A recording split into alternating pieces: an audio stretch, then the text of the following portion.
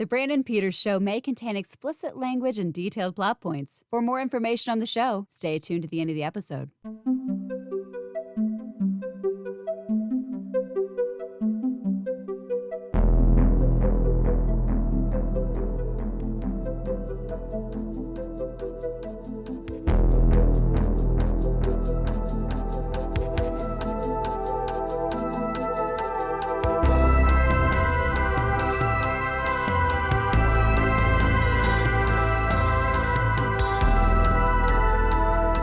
And now, here's Brandon.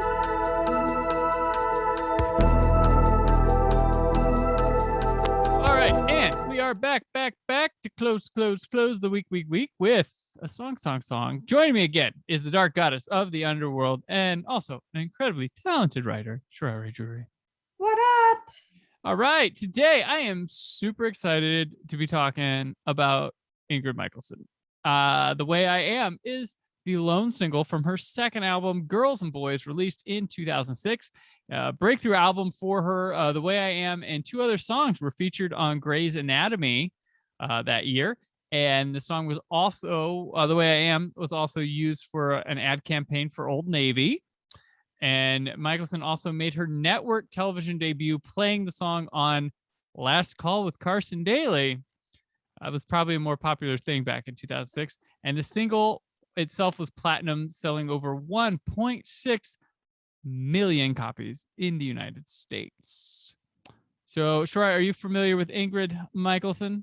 I'm familiar with this song. I am not like an Ingrid diehard. Like, I mean, not that I think she's a bad like singer. I'm not like a super fan or even like a general fan. Like, I'm more like, I'm probably the person who heard this in a commercial and like, but I love this song. Like, I think it's one of those like what do they call them, like earworms, like where it's like you just I can know the lyrics before like even like a few I don't know moments of the song start. Like it's just a very memorable song. And when did this come out? I'm trying to think. 2006. 2006. So that's like high school Sharareh, going to college Sharareh time. So like I'm just thinking like that age in my life, like I probably heard it at like chill parties and stuff like that, but I don't know, I like the song and I love the music video. This is actually one where like I do remember like seeing the music video like early on, and it's such a like cute, quirky, fun video, and like I like its symbolism. So I don't know, I just enjoy the song, but like I'm not as familiar with the singer, but I've heard the song way too many times. Ingrid's a saint. I have, I guess, maybe like a celebrity crush on Ingrid Michaelson. Like a lot of admiration though. Like her first album, she did herself. Like she paid for the record, like out of her pocket. This is her second album. But she did it all herself. She hates that album, her first album, but she did it all herself, and she did a lot of her own. She did her own booking. She did her own like management and stuff early on. Like really like did it like got her hands dirty. Did all the. She didn't just sit and play her ukulele and go around and got picked up and then everything for her. She worked her like ass off to get to kind of where she is at now. And I just really find something interesting, and I like seeing the people. Of course, my podcast, I'm doing everything, so obviously I have it for those people. And she's a really fun like person. She like I've seen her concert like 3 or 4 times. Wow. And it's a really fun. She puts on like a really fun ass show. Like every time's got some staples and things, but she's got some fun. She's very self-deprecating with herself when she I love it. is at the concert. And she was after my own heart one time at Wood, where she pulled out, she wanted to show off. She ordered on the road. She's a big Planet of the Apes fan. So look at that connecting. And she ordered for the road because one of the new movies was coming out that summer, and she ordered the Blu-ray set of them, but she didn't realize what she ordered. She ordered the like Caesar head box of it, and so she brought it out on stage to have with it. She's like she makes fun of herself during the middle of a concert. She might just be her and a piano, and her uke while their band takes it. She goes, this is that bullshit like singer-songwriter portion of the show that I guess people want me to do or something. And she's really generous to her bandmates that she has. I've seen her do some really cool like covers while there. She's done like, I saw her do a solo on her ukulele of Radiohead's Creep. Oh man, that's a good one. Also Rude by Magic, I saw her do solo. She's done I've seen her do Britney Spears Toxic and Rihanna's We Found Love, and just like ridiculous because she's a fan of other musicians and stuff. But like, yeah, one of her best songs, Parachute, she wrote for someone else, but she uses it as her single. But yeah, I very big fan of her stuff. She kind of like, when I first saw her, I was like, is this the second coming of Lisa Loeb? Because she has the glasses look. I see that going. And I think she might have popularized that whole like girl with a ukulele phase that went through music for a bit. But a lot of her stuff, she has like hits and stuff, but a lot of her stuff gets known for being used in commercials or on like, I think she is the soundtrack to Grey's Anatomy, because I think she's had like somewhat of 15 songs used on that show in her career. But yeah, like she's a fun person. I mean, it comes off that way in this video because it's just it's the song lyrics paired with like what you're watching, which is like essentially regular old Ingrid walking around like all these clowns, and like she's the outcast. It's, I don't know, it's I like it. It's tongue in cheek, and it's I just think it's a feel like the song is sweet. It's cute. It's short, no bullshit. It's 2 minutes, 15 seconds. It's a nice song. I could see why it would obviously be used in like Old Navy commercials and other like happy go lucky kind of things. Like I get it, but I also just like the music video because I kind of like what it's saying in a lot of ways, which is that doesn't matter like what you are, who you are, what's going on. Like me and you like each other like for what we are, like in what we are seeing in each other.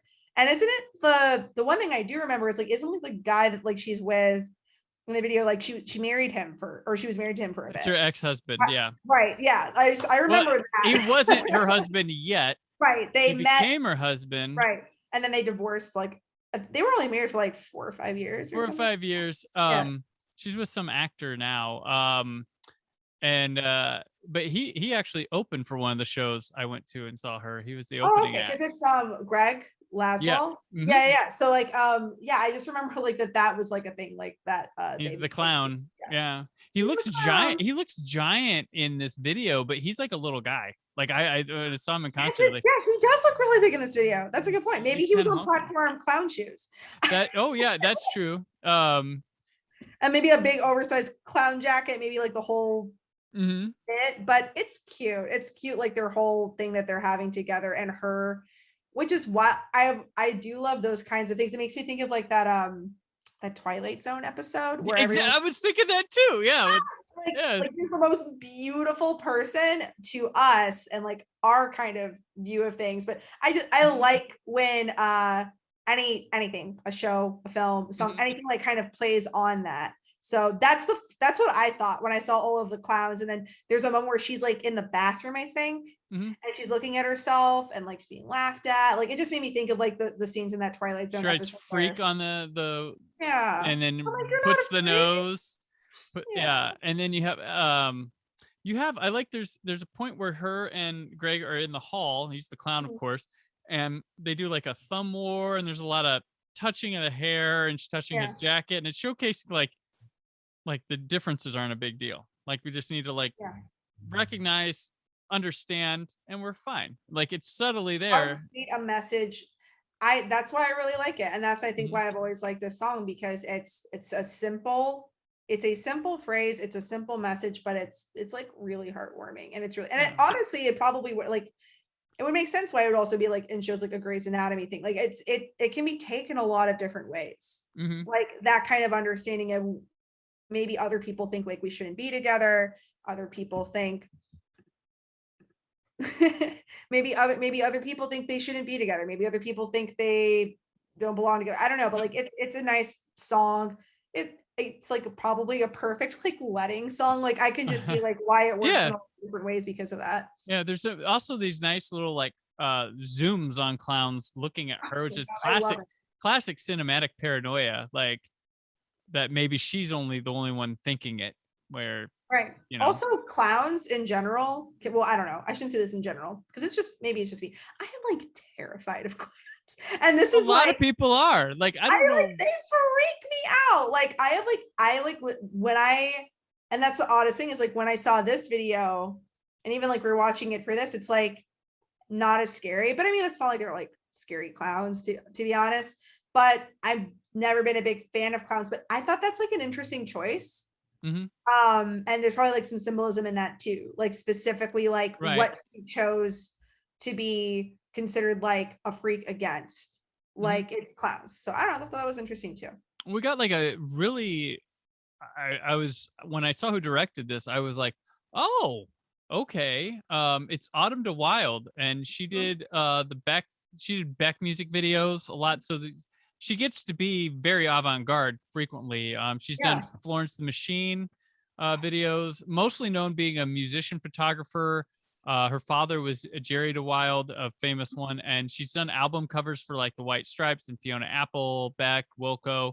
But she made her directorial film debut last year with Emma, with Anna Taylor-Joy. Oh wow, that's right. Wow, that's right. I was like, oh shit, okay. Right. And there's a lot of good flourish here and touches with this short little video, and yeah, it's really pretty brilliant. And for an artist of at the time and before this song would launch huge for Ingrid, it's quite a lot of talent to have right there to do your little indie artist music video. I mean, it's so indie, but at the same time, it's like it's wild because it's like it's indie, and that's how the video feels like really sweet in that way. But like we're saying, like it's been used in a lot of like mass marketing, like you know what I mean? Like if it's in shows, if it's in commercials, that's interesting. But at the same time, like I said, it's like it's not the toughest of lyrics to understand, so it can be used in a lot of different forms. But I hope that like no matter what, like when people are listening to it, like they do get that message that like doesn't matter, like you just like this other person, that's all that matters. No, it's good song, good groove. One time when I saw her at concert, it was really funny.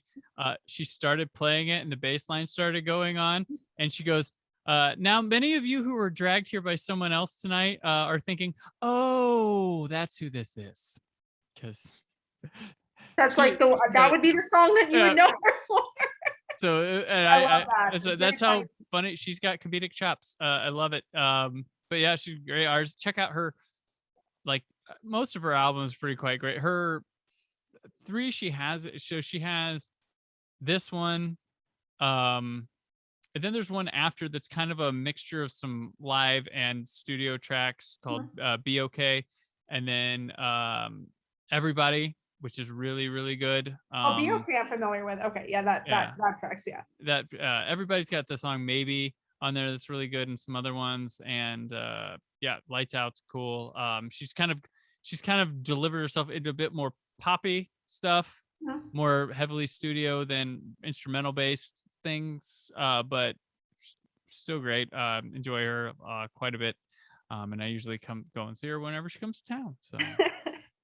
No, she's good. I mean, I would think that would be a good feel good concert because she seems like a feel good person. Oh, it's so fun. Like there's one where there's one song where they'll her and her bandmates will switch instruments in the middle of the song. They'll stop and switch instruments in the middle of the song.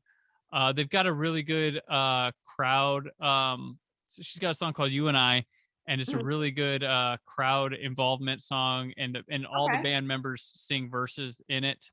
Of it, and it's a real fun one to do, and it's real cool stuff. It's a good show. She puts on a good show, and she usually plays more intimate spaces too, which is fun. Always fun to see somebody in. But Ingrid Michaelson, check her out if you don't know.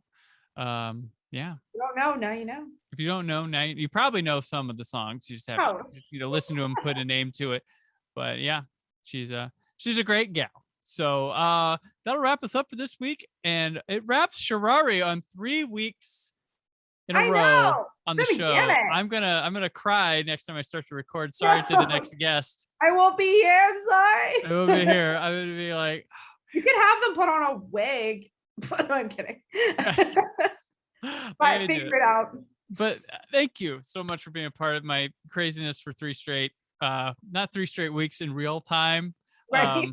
For the recordings, but I hope at least one of these 6 recordings was somewhat satisfying during this. I had a great time being part of this. And like I said, I've said many times when it comes to the international films that we're discussing, if there's one thing that I really care about in my work, it's helping people find films that are a little outside of the normal range of things that they watch and enjoy. So I hope that this has been entertaining as well as educational and insightful. Yeah, I really hope you guys have checked it out. I hope you've enjoyed the music of the day, Matthew's band Queen and Ingrid Michaelson this week. And let people know for the billionth time in a row, because maybe someone's just stumbling upon this. If Ingrid Michaelson's stumbling upon this, hi. Hey, but yeah, let people know where they can keep up with you. You can find me on the Twitterverse at Sharareh Drury. All right. And I'm on Twitter and Instagram at Brandon4KUHD. Written work at whysobblue.com. Brandon Peters Show returns all new next week. And if you think I forgot a Friday the 13th, no, I didn't. That's just a little clue of what's next. But until then, always remember to keep the positivity in your online film chatter. Thank you for listening. The Brandon Peters Show is a Creative Zombie Studios production. Produced by Brad Shoemaker and Brandon Peters. Written and edited by Brandon Peters. Announcer vocals by Jessica Alsman. Theme song by Metavari. Web design and show art by Brad Shoemaker with Brandon Peters. All music and clips featured in the episode are property of their respective studios and no infringement is intended. Additional information on this and other episodes at BrandonPetersShow.com. For any inquiries, press opportunities, or sponsorship, contact mail at BrandonPetersShow.com. The show is available on Apple Music, Spotify, or anywhere podcasts are found.